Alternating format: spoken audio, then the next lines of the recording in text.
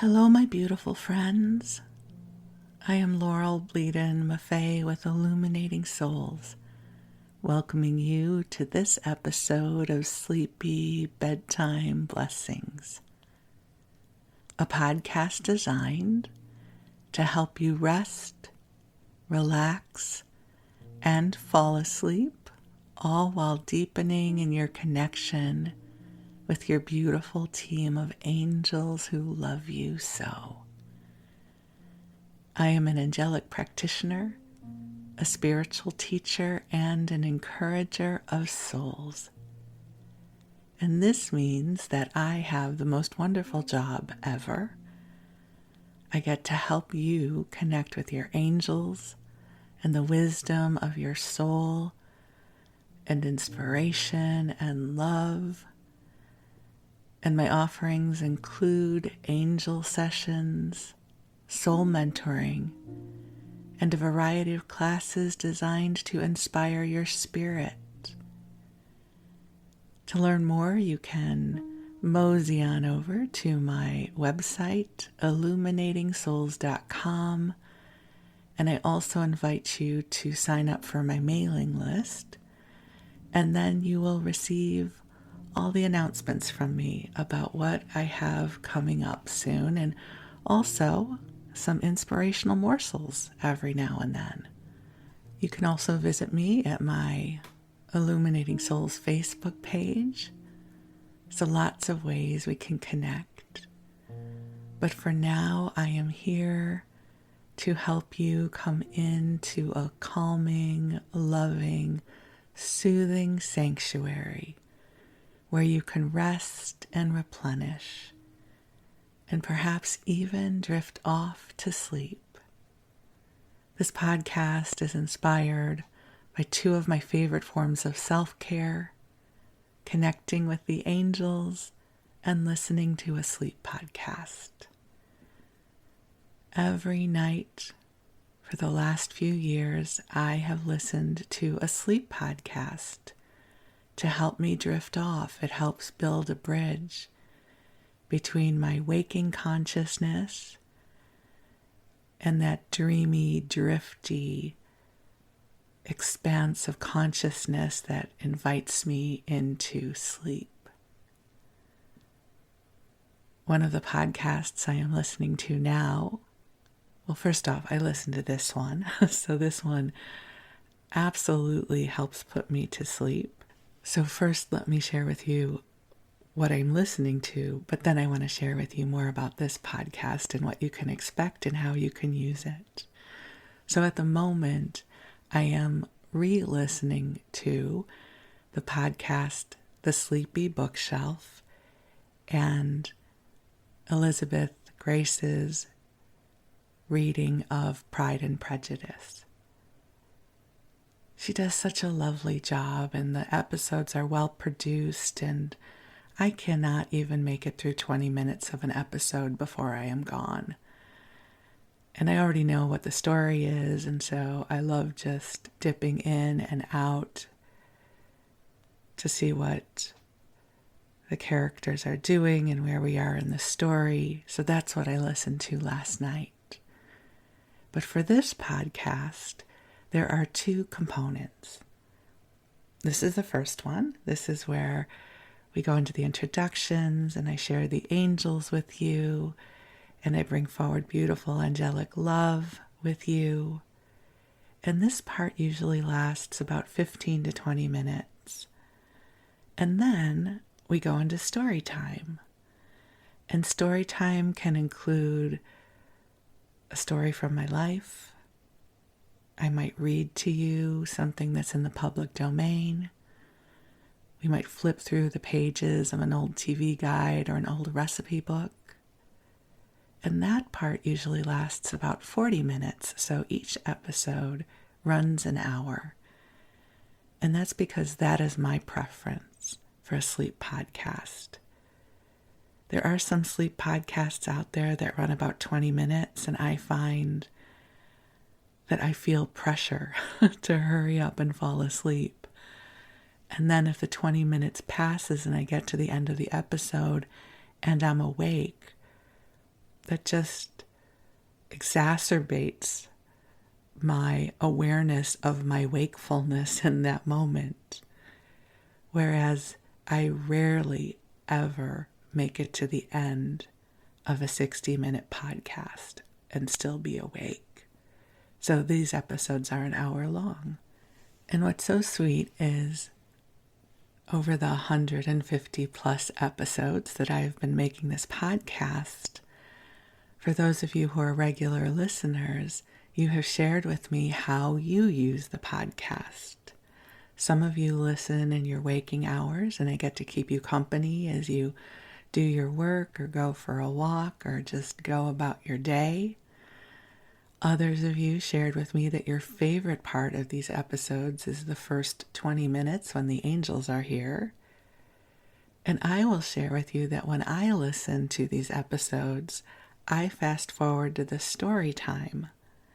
And maybe that's because I'm with the angels all the time, and I want to get to a story. I like a story to help put me to sleep, rather than coming into some sort of meditative or contemplative state, which is what we do in the first 15 to 20 minutes.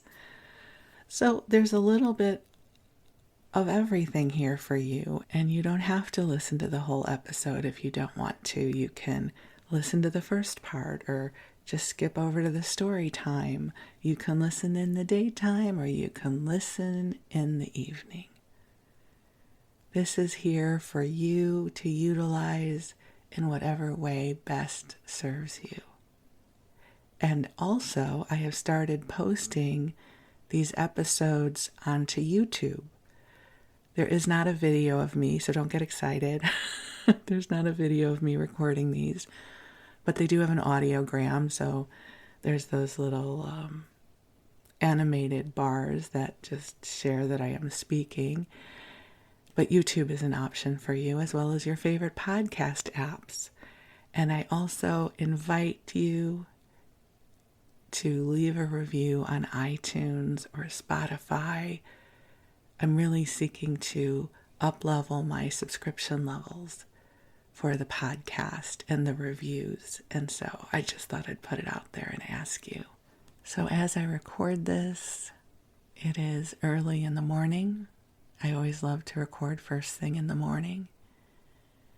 It is gloomy and gray, but the gloom will burn off and we will have a beautiful sunny day here. This kind of weather we call June gloom, even though it's May. And so it has a very cozy, quiet feeling. And as I record this, it is May 19th.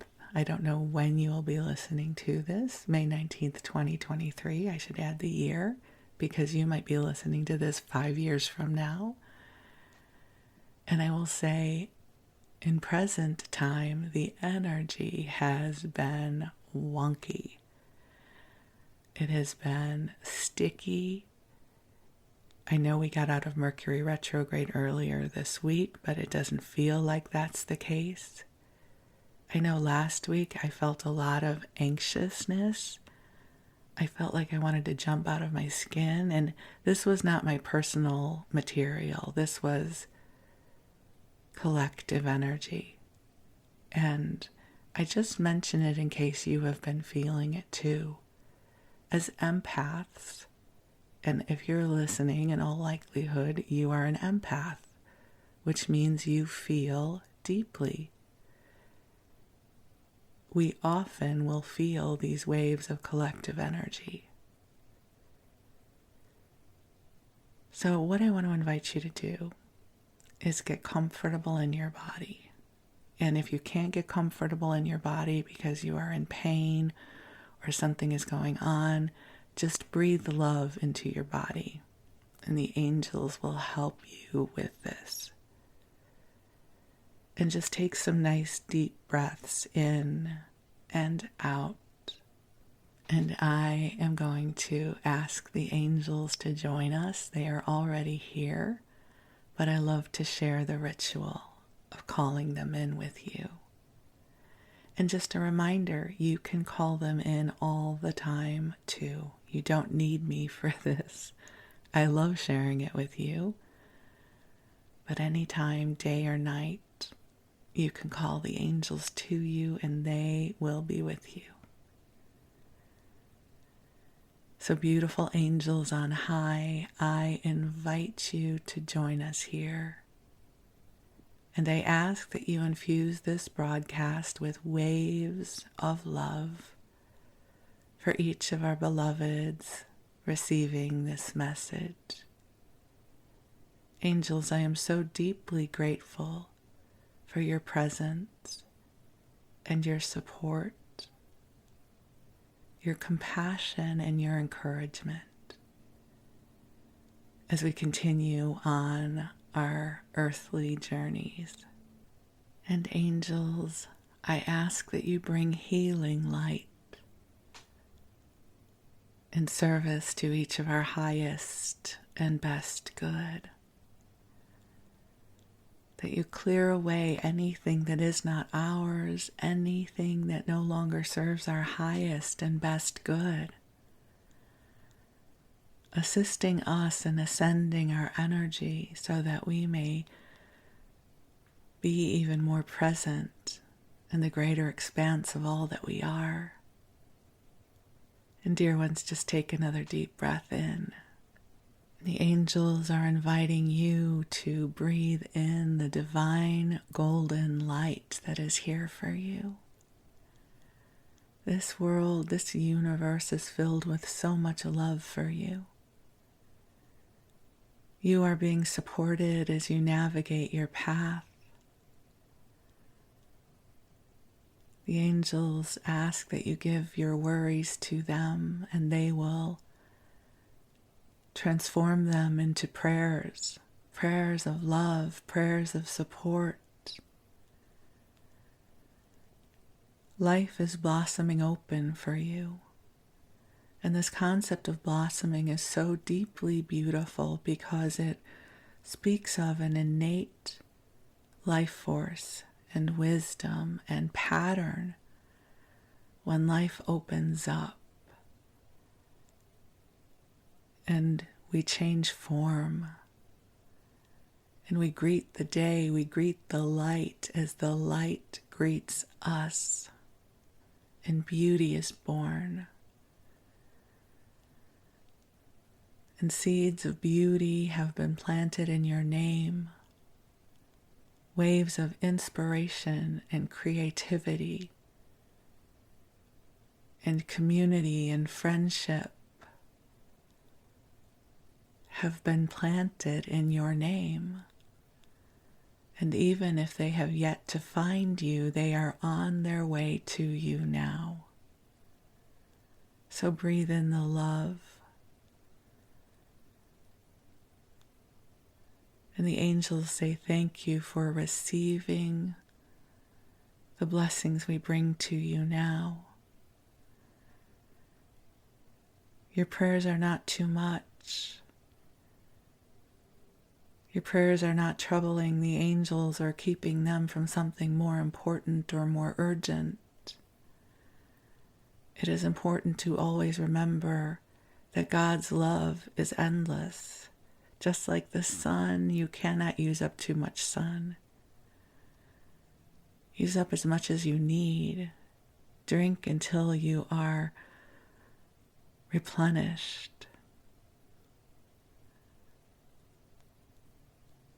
The angels have such admiration and love for you because they know how challenging earthly incarnation can be. And you are a light in this world. You strive to keep love in your heart.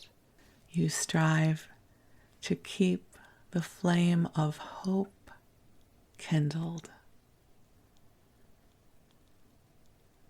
The angels say thank you. You are one of the ways God's love is made visible in this world. So breathe in and imagine, visualize, allow it to be so that the angels are infusing the space you are in with a beautiful, soft pink light It has been calibrated just for you. That the angels know what is going on in your life, in your heart, and in your consciousness. And this pink light is infused with love and healing, resourcefulness and inspiration. So just soak it in, and this light can expand to fill your home. It can travel to those you love.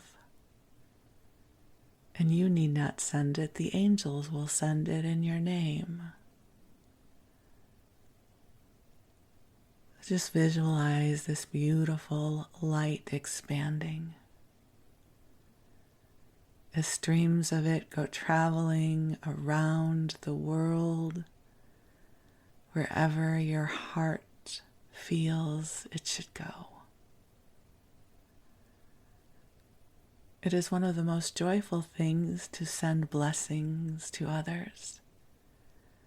Just in your heart, like you are the fairy godmother or fairy godfather, you are sending blessings of light to those you love. And as you do so, the angels bestow a special prayer and blessing where you guide it. And right now I am sending prayers and blessings to you, beautiful, precious soul. I think it is a miracle that we have found our way together in this moment.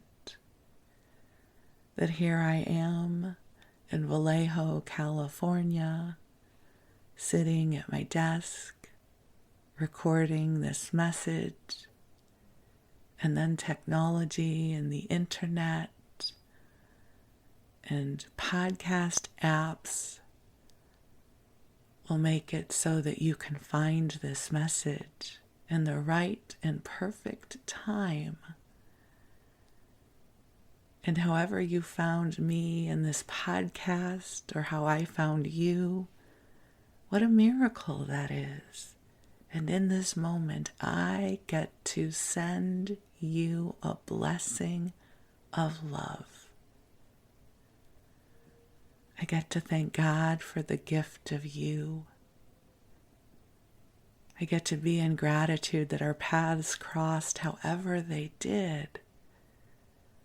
Whether we personally know each other or we virtually know each other, or maybe this is the first time we are ever meeting. Here we are, two people who long to leave this world a better place. Isn't that lovely to recognize in this moment? And there are many others. And so this ripple of love moves into the world. This ripple of love finds each and every person listening to this message whenever they are listening, across time and space. So just breathe in and allow the love to find you. And if you have any prayers or intentions that you wish to share with the angels, I invite you to do so. How can they help you? How can they support you? Let them know.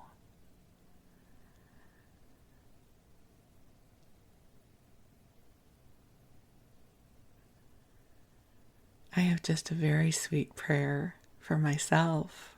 It's short and it says, "Help make this easy." This seems to be my prayer quite often. Whatever it is, whatever the it is, help make it easy. Help make editing this podcast easy. Help make my day easy. Help make my creative endeavors easy. I am best friends with ease right now. So that's my short and sweet prayer. Feel free to borrow it. Help make it easy. Isn't that a lovely intention? I don't know why that makes me happy, but it does. And I'm happy to share it with you. So you go ahead and curl on up if your plan is to sleep, and pull the blankets up just so, fluffing your pillows, snuggling on in.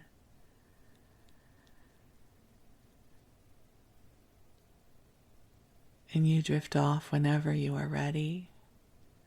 And in the meanwhile, we are going to move on into story time, and I am going to read to you for a while.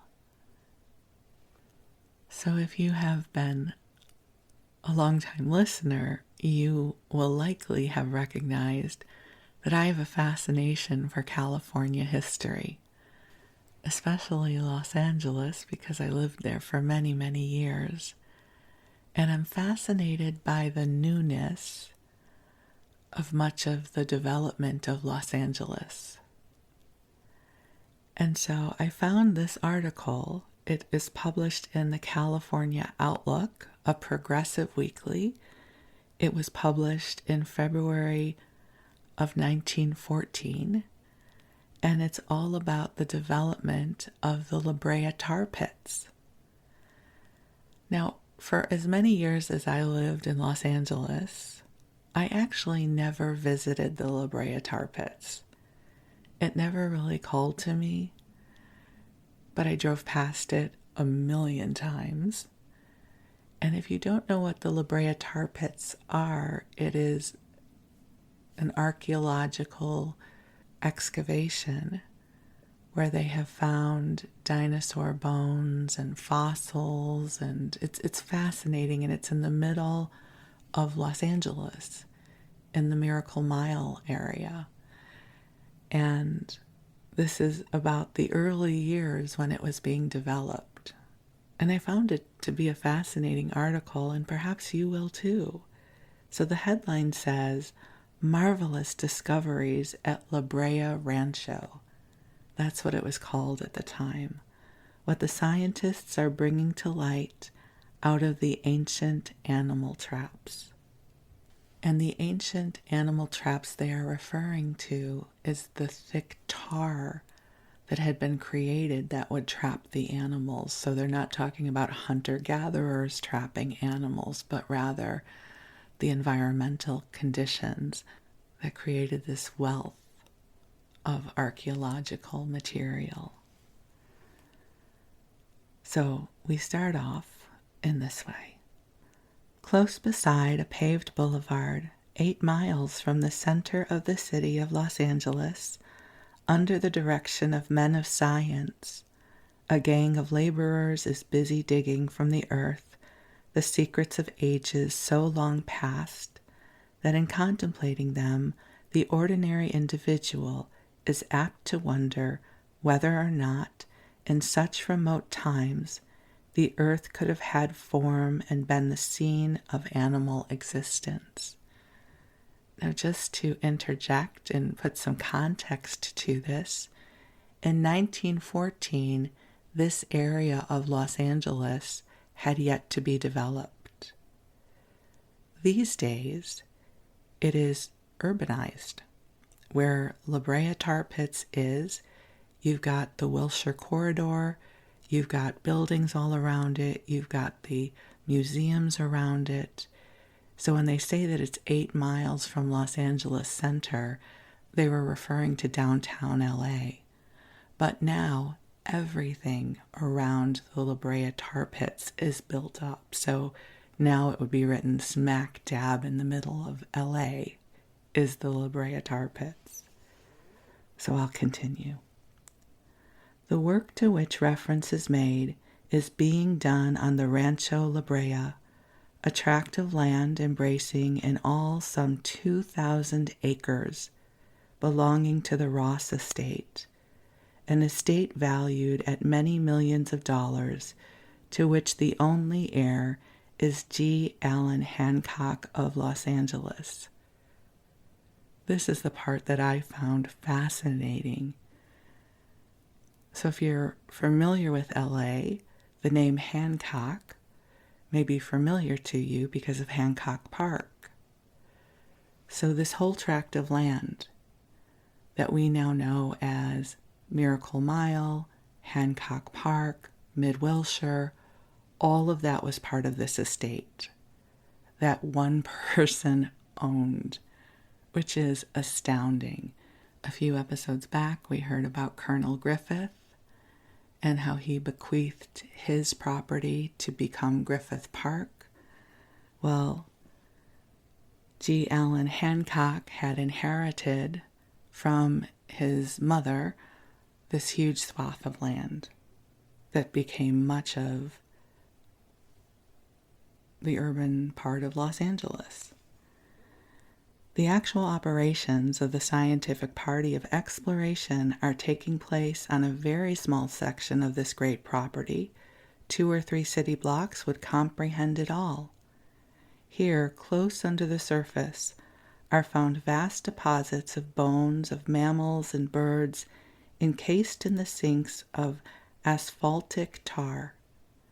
The mammals and birds to which these bones belonged, according to the calculations of geologists, lived in the Pleistocene. I should really know how to say that because I've watched a lot of Jurassic Park, so if I'm not saying that properly, please forgive me.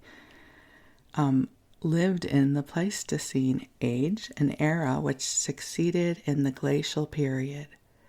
They lived, it is believed, 200,000 years ago, yet so perfectly preserved are the bones that entire skeletons of animals which have been extinct for ages, some of which heretofore have not even been known to science, can be collected and put together. Within the brief space of half a year, the county of Los Angeles has recovered from these pits on the LaBrea Rancho more bones of prehistoric mammals and birds, many times over, than have previously existed in all the museums of the world. Heretofore, scientists have spent large sums of money and devoted years of labor to securing mere fragments of the bone structure of the ancient denizens of the animal world. Expeditions have been fitted out by rich universities and sent to the furthermost corners of the world in quest of fewer bones than are now taken each day from the deposits at the Rancho La Brea. Within a short time there will be a sufficient supply of bones in the possession of the county to stock all leading museums with skeletons of such animals, for instance as the saber-toothed tiger, a complete skeleton of which has not heretofore been found anywhere. This writer really loves the word heretofore. Let's see how many more times this word shows up in this article. Long ago, in the dawn of time, the earthquakes which evidently took place with great frequency on this coast jammed and broke the earth strata at many points. In the particular region of the La Brea Ranch, or rather the northern point of it, were great quantities of oil which were not tapped until a few years ago.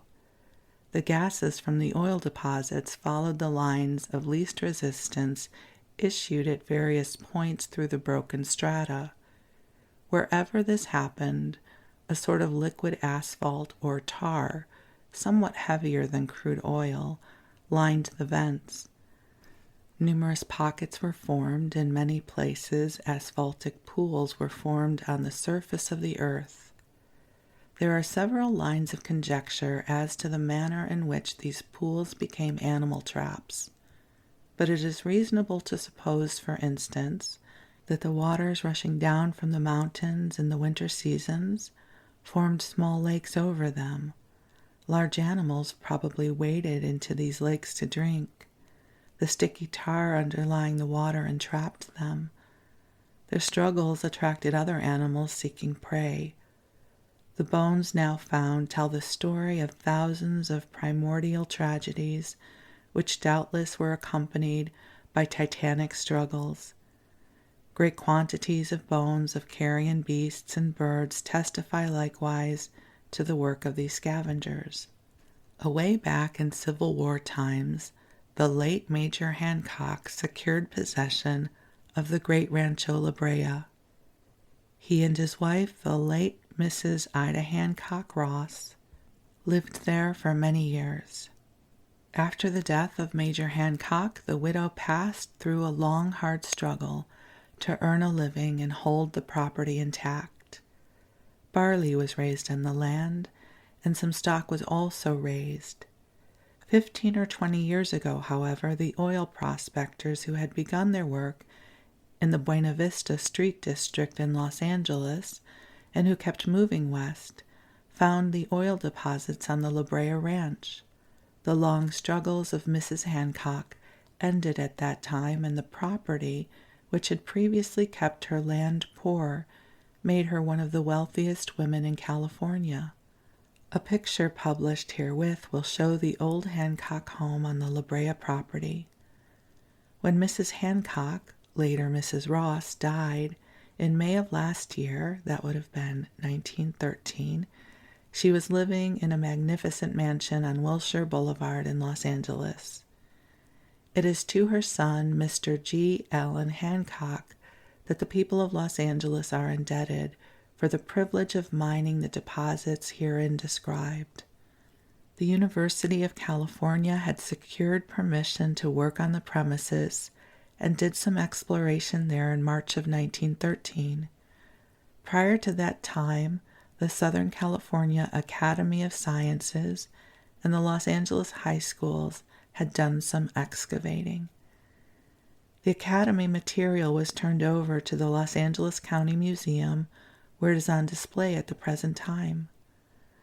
Through Polytechnic Institute, hearing of the good work being done, is said to have contemplated an attempt to secure control of the LaBrea deposits, and Andrew Carnegie, who wanted to secure the best of the specimens for the Smithsonian Institute, made Mr. Hancock a liberal offer.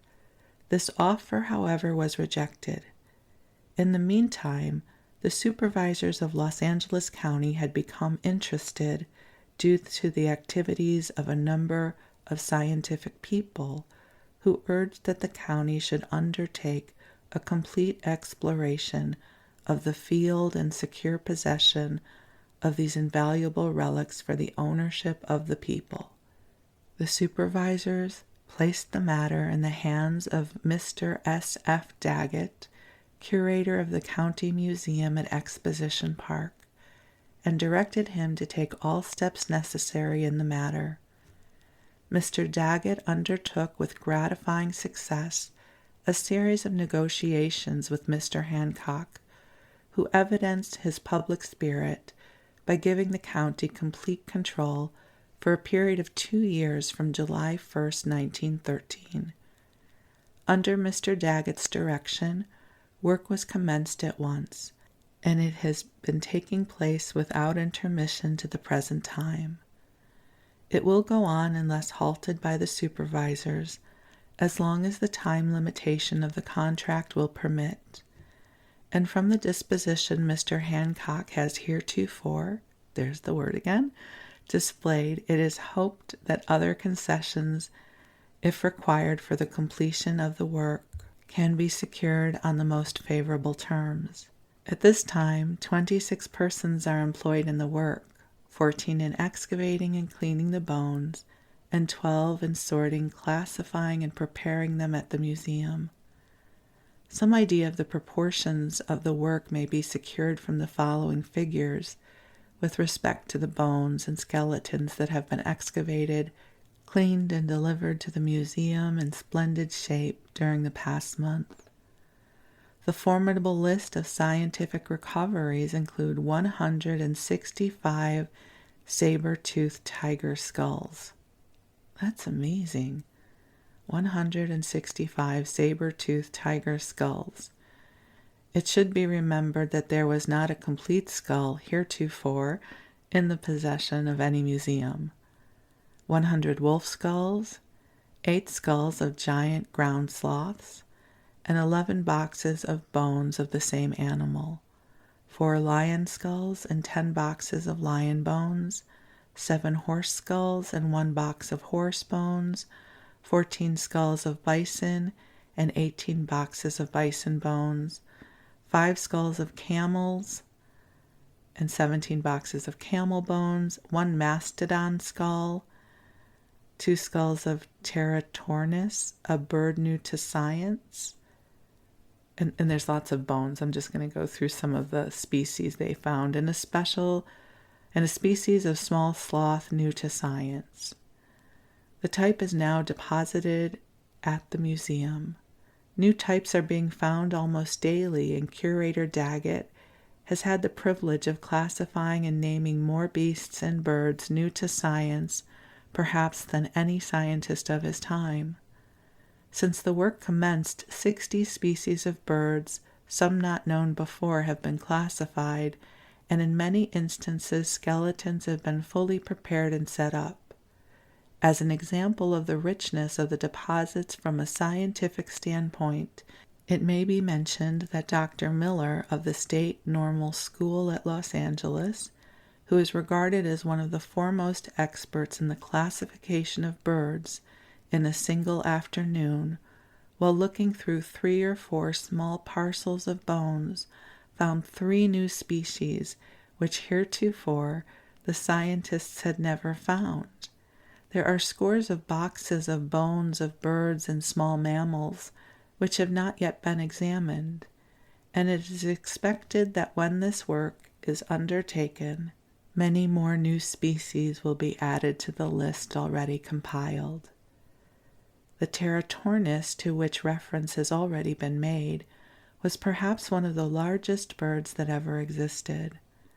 The bones show that it was about 3 times the size of a condor, and that it had a 14-foot sweep of wings. This find in itself will be a tremendous interest to scientists all over the world. Peacocks, much like the Indian peacocks of the present day, were trapped in the animal pit, and sufficient bones have been discovered to provide several complete skeletons. The golden eagle and many smaller eagles, together with various species of hawks and birds of the vulture type, have been found abundant. Of small birds, nearly every species is represented from the sparrow size up. The scientists at the museum have been able to pick out, for instance, such birds as the woodpecker and the linnet. A recent new find comprises the bones of a bird resembling the secretary bird of Africa. It is a new type. The body and head evidently resembled those of the eagle, while the legs were long like those of a stork. Among the mammals, perhaps the most interesting discoveries of bones are those of the, quote, imperial elephant. This huge beast was very much like the mammoth, found in Siberia, but larger, being by all odds the giant of the elephant species. It had tusks 6 to 8 inches in diameter and 16 feet long. It stood 15 to 16 feet high. The ordinary elephant is from 9 to 11 feet, and it is doubtful if there is an elephant in captivity that stands more than 11.5 feet high. 1 complete skull of an imperial elephant has been taken out, and 3 others are soon to be removed. In a single pit, these 3 great skulls, partly uncovered, can be seen at the present time, while near them is the partly exposed skull of a mastodon. The interest and value attaching to this find will be better understood when it is stated that heretofore, one more time with that word, the only portion of the bone frame of this animal in any museum consisted of 1 tusk, and a part of the skull in a museum in the city of Mexico, and some fragments of bones found in Ohio. The Los Angeles Museum will have a complete skeleton for mounting. It has 1 tusk 8 inches in diameter and 18 feet long. 2 or 3 complete skeletons of saber-toothed tigers have been set up in the museum. A glance at these skeletons will show that these tigers were of great size, and they must have been formidable and ferocious beasts. The finding of tiger bones is so vast that this animal can be shown in every size from the kitten to complete maturity. Many other species of cats have also had representation in the collection. The giant ground sloth was a large and clumsy beast. The skeleton in the museum, as shown in the picture published herewith, will serve to give some idea as to its enormous bulk. It seems to have been largely an herbivore. A small sloth new to science has also been found. A number of camels has been recovered, both male and female, young and adult, and a great number of bison, horses, etc. There is one lion of the African type, the skull of which is 18 inches long. Several smaller lions are also shown in the collection, as well as lions of the mountain type. There are 5 species of wolves, one of them, the Canis durus, being the largest known, 2 species of coyotes, foxes, small cats, deer, antelope, badgers, weasels, skunks, and many other beasts and beasties. There's a huge bear which must have been nearly the size of a hippopotamus. It was probably of the cave bear order. Beside it, a grizzly would appear small. There are also black bear and other species. Another interesting find in one of the pits was a cypress tree of a species not found in the southern part of California. Nevertheless, from the position of this tree when found, it is evident it was growing on the spot and was overwhelmed and killed by the tar. Bones of animals were packed all around it, among the branches and above it. The wood in the cypress tree still has the qualities of life. Only the upper part, which was sufficiently close to the surface to have been reached, perhaps by some sea pages of water, had rotted and been eaten by worms. The rest of the trunk, which is of good size, was sound throughout and could be used today in the manufacture of furniture. When one stops to think that this tree has probably been buried some 200,000 years ago, he realizes that there are reasons for the tremendous enthusiasm scientists are showing at the present time. Curator Daggett is of the belief that scientists will be making pilgrimages to Los Angeles from all parts of the world for the next 50 years. A great many insects of hardshell varieties have been found. The deposits are found in 4 of the 10 exploration pits which have been opened. They are encountered from 3 to 5 feet under the surface and have been taken out to a depth of 18 feet. Test pits, which have been sunk further, show that they do not extend far beyond the 18-foot level. And then the article ends abruptly there.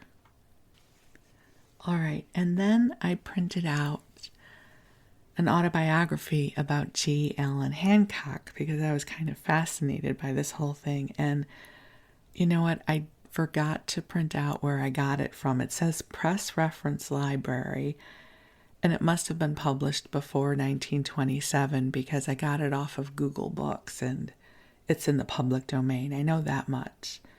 But let me read it to you. It says Hancock, George Allen, Petroleum Interests, Los Angeles, California, was born at San Francisco, California, July 26, 1875, the son of Major Henry and Ida Hancock. His maternal grandfather was Count... Oh, here we go. I'm going to try and say these words right. His maternal grandfather was Count Agustin Herazathi, the pioneer wine manufacturer of Northern California. His father and mother both came to California in 1849, the latter coming when a child with her parents who crossed the plains from Wisconsin in a prairie schooner. Henry Hancock was a major in the United States Army during the Mexican War. He later took up the study of engineering and law. One of his early tasks as an engineer was the laying out of the city of Los Angeles. He also published the first map of that city. He was an ardent believer in the city's future and purchased much land in the vicinity, among the tracts he acquired being the famous Rancho LaBrea, covering 2,000 acres, which is still intact and now owned by Mr. Hancock. That just leaves me breathless. Like, that's an amazing tract of land, and that it was all intact and undeveloped. Mr. Hancock married Miss Genevieve Dean Mullen at Los Angeles, California, November 27, 1901, the issue of the marriage being Bertram and Rosemary Hancock. He received his early education in the primary schools and at Brewer's Military Academy in San Mateo, California, which he attended during 1888 and 1889. In 1890, he enrolled as a student in the Belmont School at Belmont, California. Here he remained during the years of 1891, 92, and 93. His vacations between school terms were spent on LaBrea Ranch. He shared with the men of the labors of the field, learning to raise hay and grain, and performing his full part of the plowing, mowing, stacking, and baling of hay. He helped to care for the livestock and assisted at chores. By the time he had completed his school courses, he was an adept agriculturalist. His first occupation after he took up the responsibilities of active work was in the same field. He continued in the management and operation of LaBrea Ranch until he was 25 years of age. It was at this period that the early discoveries of petroleum were being made in California. The industry was rapidly developing and becoming one of the most important in the state. LaBrea Ranch was one of the localities in which petroleum was found. A firm believer in the future of the new industry, Mr. Hancock abandoned his agricultural pursuits and turned his attention to petroleum production. From the outset, he determined to make a thorough study of every phase of the subject. He first gave systematic attention to the subject of oil well machinery, making himself familiar with the most modern devices employed in the work. He then went into the fields, performing every task connected with the drilling of the wells and the extraction of the oil. He gave much time and attention to perfecting the details of his work. Fully 3 years were spent in these self-imposed tasks, after which he urged his mother, his father having died in 1884, to allow him enough capital to sink a well on a portion of the property that had not already been leased to oil operators. He began work at once and from the outset was uniformly successful, meeting obstacle after obstacle and overcoming them, where other operators, under similar conditions but with much less fixity, Fixity, of purpose, abandoned their projects. In due time, he returned to his mother $90,000, which he had advanced before Mr. Hancock was able to secure any returns from the investment he had made in the first well. For the past 7 years, he has continued the development work on LaBrea Ranch. At the present time, there are 65 producing wells on the property, all of them drilled and brought in under the management of Mr. Hancock. This number is exclusive of the wells drilled on the property by the Salt Lake Oil Company, to whom a portion of the property had been leased in 1900. The wells under Mr. Hancock's management are handled with the most modern machinery, the engines pumping the 65 wells being the first engines on any oil fields that were run successfully by compressed air. They run at a pressure of 40 pounds. This pumping scheme required about a year of experimenting before it became successful. The idea had been tried a number of times in other fields, but up to this time had never been successful. Many engineers of undoubted authority have examined the plant and declared it absolutely successful. In the midst of his large business responsibilities, Mr. Hancock has found time to devote himself to the study of music and is recognized in Los Angeles musical circles as an accomplished and talented musician. He has always been an ardent supporter of musical culture and has given of his time and money to furthering the interests of music in that city. He is a gifted cellist, playing that instrument in the Los Angeles Symphony Orchestra for the pleasure he derives from the work. He is the owner of one of, if not the greatest, violoncellos, I guess that would be a cello, in existence, it being a Nicholas Gagliano made in the year of 1747. Mr. Hancock is the owner of Rancho La Brea Oil Company, vice president of the Los Angeles Hibernian Bank, Hibernian, Hibernian, Hibernian Bank, treasurer of the Los Angeles Symphony Association, and for 2.5 years prior to 1910, he was president of the Automobile Association of Southern California. He is a member of the California Club, Los Angeles Athletic Club, and the Gamut Club of Los Angeles, and the South Coast Yacht Club. Well, there you go. How is that for an adventure? And, I guess one of the reflections I can share as they're talking about oil production, it is a weird thing, but throughout Los Angeles, you have an urban area, and in the middle of that, there is an oil well. Actually, where I lived, I used to live near Pico and Doheny, for those of you who know Los Angeles. And literally a quarter of a block away was an oil well. And you couldn't really see it because there were walls around it, but you could feel the vibration of it when it was running. And this was half a block away from Beverly Hills. So a very urbanized area, and in the middle of it, an oil well. I don't know. Very interesting. And again, I'm just fascinated by this because of the profound development that happened in a relatively short period of time.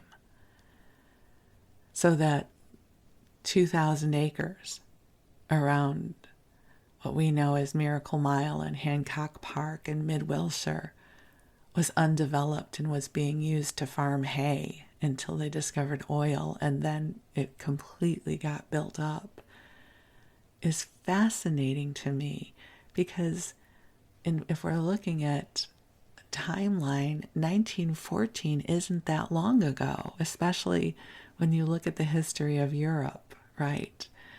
So I just always find this fascinating, and it's also kind of sleepy and snooze-worthy, right? So maybe you're asleep by now. And if not, there are over 150 more episodes, so you can queue up another one, and I will be happy to keep you company for hours longer. In the meanwhile, though, I am so grateful for the gift of you. Thank you for allowing me the honor and blessing of spending this time with you. It would be fascinating to go back and compare notes with what they assumed they knew about the LaBrea Tar Pits in 1914 and what they know now.